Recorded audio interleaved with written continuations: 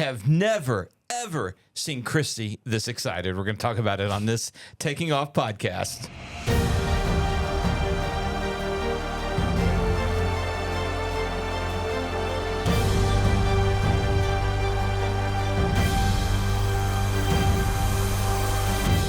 Hello and welcome to the Taking Off podcast. I'm Dan Milliken, and oh my gosh, I had to just to tell Christy to settle down. Oh gosh, you know it's funny. You always throw me off with your opener. Dan never runs them by me. He just does it because he wants a genuine reaction from me. I tend to get it. Yeah, I mean, yeah. Okay, so Christy, you're in uniform. You're running by. You're dropping off a whole bunch of cameras because you had an extraordinary flight yesterday, and we were able to film some of it. And to bring us up to date, what is going on that makes Christy so excited? Yes, so I got to do a test flight from DFW to Boscobel, Jamaica, or Ocho Rios, I think is the big like vacation town around it. They've never had an airliner in that airport. And so from my understanding, this whole thing was 2 years in the making. Wow. Of American working and Envoy working with the Jamaican equivalent of the FAA to help build out an approach, like an actual RNAV approach to get airliners into this airport. And then we needed to make sure that based on all the performance numbers, because everything was in theory up to that point, you know, the calculations for the performance, et cetera, we needed to make sure that we could get the airplane actually into the airport. It's got a little over 4,700 foot runway, which we go into smaller airports and stuff, but this one's a little bit different because there's terrain and stuff like that around as well. So it's a little bit challenging. So we went in. The other thing we needed to do was we needed to get some pictures and videos of the actual approach in so that we could create training material for the pilots. Right. And so we actually had somebody from our Envoy communications team that was there that was actually helping film all this stuff. Yes. So, because you can't just like put cameras up and go. Right. Now you have to have somebody hold them according to the FAA rules. Exactly. So we actually had to have him there, sitting there. Yeah, and, I wish I could have gotten that gig. Oh man, it was incredible. And you know, to be honest, like, you know, us pilots, we're so busy. The captain and I were so busy doing these approaches in. I forgot that he was sitting back there behind me in the jump seat, the communications member. But it was great. So like we came in, we had to actually do the RNAV approach. So we flew the RNAV approach to make sure that it was doable. It was in fact doable. We did a low approach. And it's funny because somebody actually took video from the ground and it looks like we did a touch and go. We never touched. We got very low, but we never actually touched. But because of the terrain and how it slopes, it almost looks like we touched. No, we never touched. But we do a low approach over the runway. We flew back out. We came back around. We did a low approach over runway 27. Again, that's another visual approach. So we just wanted to get more video and whatnot of that, just in case the winds favored that runway, which only happens like 5% of the time, they said, but you just want to be prepared. We flew a low approach over runway 27, came back out, and then we did a visual approach to a landing back to runway 9. And so, and yeah, we showed that it was doable with the, you know, prescribed speeds and everything else that we were projecting.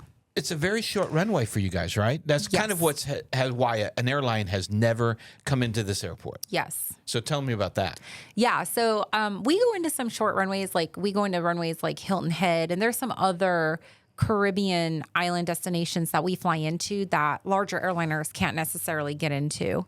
Maybe like an A319 could get into those, but really this is where the Embraer 175 shines. Yeah, so this is kudos to the Embraer E175. Yeah. And of course one of the many reasons why you are madly in love with the E175. Love it. I got to do the takeoff yesterday out of the airport, and that was it was so much fun. It's amazing when you get to when you really have to let the performance of that airplane shine. And this airplane I love her so much. She just does a fantastic job.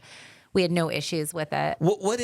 So what are the numbers for the E175 for as far as how long the runway has to be and all that kind of stuff? It depends on the conditions. And so that's the thing, is that it's variable. It depends if the runway is wet. How full you guys are, how heavy we are, which determines our speeds, what flap settings we're using. So in this type of runway environment, we're going to go in with flaps full because, no matter what, because it's good. We're going to be heavier. Mm-hmm. So yeah, it was great though. But we landed, we pulled in, and then there were just so many people there. Before we get to the people swarming, let me interrupt. Okay. The landing. So the runway's how long? A little over 4,700 feet. 4,700 feet. And where did you guys touch down? Where did you stop? We touched down toward that first, touchdown zone area. And I mean, we were stopped easily. It felt like we were stopped within a couple thousand feet. We have an app that dictates or kind of shows us what our performance numbers are. Mm-hmm. So we plugged them in and just made sure that, hey, like this is doable. We checked it obviously before, but we're checking it again based on the conditions. Yeah. Okay. Okay. So for all the general aviation pilots out there, you have to have short field landing experience. It's on the check ride and everything else. Is there a short field landing exercise at the ATP level in this plane? So not necessarily for the check ride portion itself, but because we go through AQP. Right. That's our training. Our training is not like ATP standards. It's AQP, which is a little bit different. And each year we go through recurrent and we get tested on a little bit different things. So not this, I think it was actually, I think every recurrent I've done so far, we've done what we call spot landings. Spot landings. Okay. And that's the equivalent for the GA pilot of the short field landings? Sort of, yeah. Okay, sort of. So what we do is we have the sim instructor that says, okay, we're going to put you, there's this really short runway at the Boston airport. So he sets up the simulator for this really short runway. And I forget which one it is, like 22 right or 33, something like that. It's the really short runway. And he says, okay, I want you to land here on this like 3,000 foot runway, and I want you to get stopped by this point. And so we take turns in the sim practicing that, and just to show that it can be done. And then we also do degraded runway like simulation landings. So we do the RCAM, which is the runway codes we use. So like a 666 is like a perfectly dry runway, no contamination, it's perfect. A 555 is like, oh, it's been raining, so the runway is now wet, but it's still good. And that's your braking action, basically. A 333 is medium to poor, and then anything under a 3, you really start thinking about, do I really want to land here? I actually landed on a 333 just last week up in Illinois because there was that snowstorm blowing through the Midwest. And right. Yeah, you still get stopped and everything's fine. It was a, long enough runway and everything, but you can definitely tell that there is a difference. And so we practice that in the simulator to make sure that we can land on those runways. All right, so great. So you had an 800-foot landing in Jamaica. And not exactly, but you got the plane stopped at whatever gate and terminal that they had there. Tell me about that now. It's a brand new, I don't want to say it's like a brand new terminal, but they're completely redoing the terminal. There's a lot of construction going on the inside of it. So the locals are excited to have this ability. Happy. They were so happy. We had members of the Jamaican Parliament there. Oh, wow. The airport authority president was there. Members of their local press was there. And then lined up along the outside of the fence were just people like townspeople. Because they've never seen an airplane this big going before. They've had like corporate planes and stuff like that and small aircraft come in, but this is the biggest airplane that they've ever seen come in there. And so people were really, really excited and just so nice. I cannot say enough about how welcoming and nice and how excited they were. So they come on, and of course they want to interview us. The Jamaican FAA was there, because this is the first time an airliner has actually flown the approach that they created. Right. They created this approach for us. And they wanted to see that it worked and everything. They take pride in their work. They were, it's really funny. Because I was making, it's uncontrolled, non-towered. So you have to make CTAF calls basically on their Unicom. And it was really funny because they complimented my CTAF calls. Oh, nice. Coming out. They don't realize that I own a GA aircraft and I fly to untowered airports and I have a lot of experience doing it was that. untowered. It was untowered, uncontrolled. Oh, so you're making these calls and nice. Yeah, like, Any traffic in the area advice? No, we absolutely not. We were like, Envoy, American Eagle jet turning right base, 5 mile right base for runway 27 low approach, Boscobel traffic. No joke. Like it was literally like flying the Warrior, but that's the thing. Like we do that. We have practice. I like to do a lot of the evening flying with Envoy. And so you'll go into Class D airports or Class C airports that are closed. That are closed. In fact, the airport that I had the 333 landing in the other day, the tower had just closed, but airport operations was on the ground giving the income because there was multiple of us coming in. It was other airlines coming in as well. It's not uncommon. So yeah, you're making CTAF. You're like 5 mile final on the ILS runway, whatever. So they liked that. They complimented you on your CTAF calls. Yeah, exactly. And I just smiled and I just said thank you. But we got swamped. I know you wanted me to do more video and stuff while I was there. I did not have a chance. I could not pull away. They grabbed us in. They dragged us all over. They in a good way. But they brought out a spread of like food for us or like, for the crew, we did this. And they had a press conference there. They asked us to speak. And I think the captain and I, Robert Nieder, we were both completely unprepared. For public speaking. You're totally prepared for landing a plane on a short runway. Landing a plane, yeah, all that. Like my brain had not gone any further. Like I was there to just smile and answer questions. Right. But this time so they asked him to speak. And so he stood up and he spoke and it was very good. And I'm just sitting there, I'm just an FO, Right. And then there was actually a member of the press that was really excited to see a female pilot there. And so she was making comments and they were like, and yeah, we'd like the FO to speak, the first officer. And I was like, what? I guess I'm speaking now. So I had to really improvise what I was going to say. It worked out though. It was really nice. They were so friendly, just so nice. They're very happy that we're there. This is going to pave way for other airlines to come in. What is next? What's American wanting to do here? So the first commercial passenger revenue flight that is going to operate to this airport will occur on February 24th. Oh, wow. Really soon? Yes. So this is like we're literally getting the final stages of this together. And you guys, I am just so honored and happy to have been part of this. This isn't uncommon. They've done stuff like this before. We go into places like Dominica and other Caribbean airports. We go to small airports and stuff. It's a big deal for these small communities that have not had airline service before. Even in the States, there are small communities. And that's honestly where the heart of the regional airline is. It's going into these smaller airports that the larger airliners cannot typically get into. And they're often very welcoming and very appreciative and very happy that we are providing service there because it opens up new doors for them.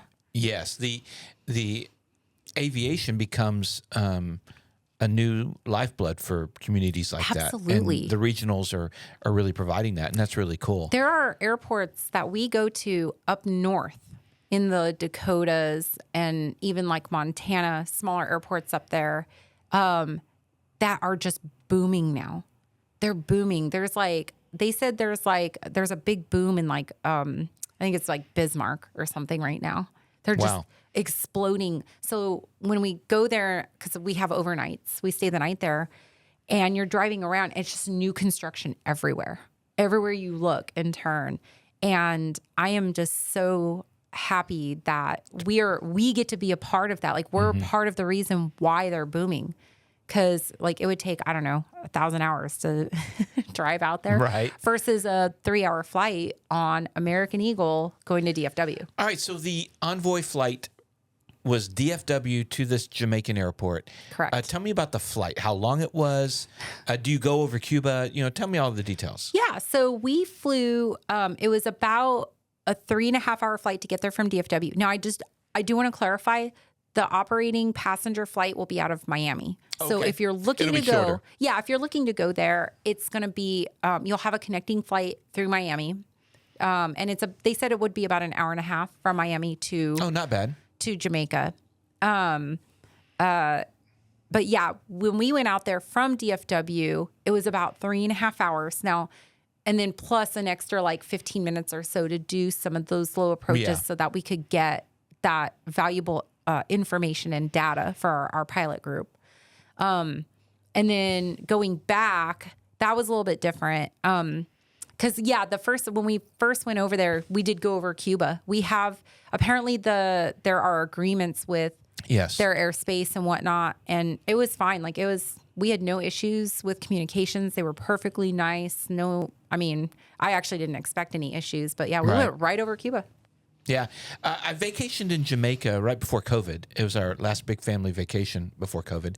And that's where we went. We went Jamaica, but we went to the one and only airport that could handle airliners. Right. Yeah. Now there's another one. Now there'll be another one. Yeah, And it's amazing. so will American be having Envoy handle that Miami to Jamaica Yes. flight? Yeah. Envoy is going to be doing Would that you get flight. the bid on that flight? Or is that like Miami-based It's pilots? a Miami-based flight. Oh, okay. Yeah.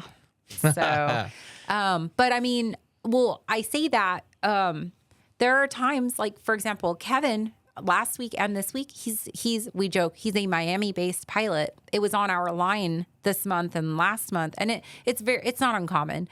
You'll deadhead to Miami and do a bunch of Miami flying, and then that last leg to get back to DFW is like, so you'll go like Kevin is doing, like he's deadheading to Miami today, and then he operates a flight from Miami to Grand Rapids. Wow. And then he stays the night, and then tomorrow he'll go back to Miami, and then he'll go to another location out of Miami. And he's basically just Miami based. Sometimes, because we've got a Chicago base as well, sometimes we'll go to Miami, and then we wind up going out of Chicago. And then again, on that last day home, we'll be in like Huntsville or something. And that last operating flight is like Huntsville to DFW. So it's kind of cool.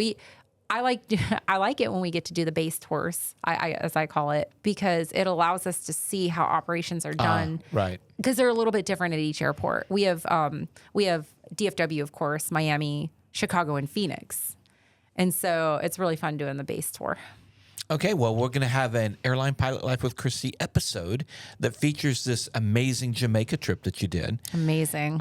It sounds like it was really, really cool. I learned so much. There is a lot of value in flying with people with as much experience as Robert Nieder. Yeah. I just, he was able to show me things and give me perspective on things that, it's hard to get I've got like 1,200 hours in this airplane, which sounds like a lot, but when you're looking at somebody that's got like, 10,000 yeah. or more, that's where I find a lot of value in that. This is an experience that I will definitely cherish forever. And I hope they let me do more flights like this because it was amazing. Yeah, well, I'm sure you represented Envoy well there on the ground in Jamaica. I hope so. Well, very cool. And I want to thank our sponsors like 67 Designs. I just got a care package from them with a new iPad and pencil holder. I can't wait to try that out. 67D.com. Also, Marshall Protective Services, MPSprotects.com. Colton Mortgage for your residential mortgage. Colton taking off. Clemensinsurance.net. Jerry has saved me a ton of money on my insurance. And Z-Vision, XEVision.com, the brightest landing and taxi lights out there. Don't forget Flying Eyes. Flying Eyes, my last one I was going to do. Flying Eyes, go to flyingeyesoptics.com. Use our discount code, taking off all caps, one word. I'm their biggest fan. Yeah, I know. You bought before we were even sponsored by them. Yeah, and then I was like, dude. And you're wearing some right now. I am. These are my work Flying Eyes. I actually have work Flying Eyes because they match. Yeah. And then I've got my personal Flying Eyes that are the black ones. Mm-hmm. Like, I just have like an array of Flying Eyes that I've gotten over the years. I'm wearing Flying Eyes too under these headphones because look at that. They're so thin and low profile under headphones and headsets. Kevin got a pair of the prescription Flying Eyes. Yeah. And those are his like daily wearers. Oh, I now. know. And I popped the magnetic shades on and somebody stopped me.